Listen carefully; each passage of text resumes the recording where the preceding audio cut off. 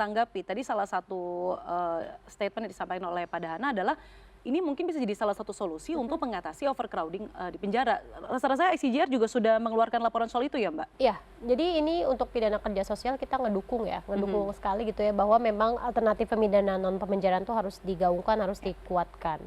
Dan memang ada sejumlah catatan yang kita juga berikan masukan juga dalam proses pembahasan peraturan pemerintah tentang pidana dan tindakan, di situ di dalamnya pidana kerja sosial, bahwa sebenarnya model pidana ini udah pernah diperkenalkan di Undang-Undang Sistem Peradilan Pidana Anak dengan pelatihan kerja.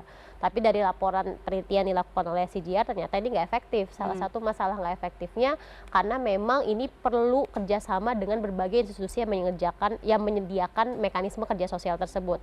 Dan itu perlu peran dari tidak hanya dari Kementerian Hukum lewat Balai Pemasyarakatan, Bapas, bekerjasama juga dengan Kejaksaan selaku penuntut umumnya gitu ya, yang melakukan pengawasan penyelenggaraan pidana kerja sosial, tapi di dalamnya juga perlu kerjasama dengan pemerintah daerah.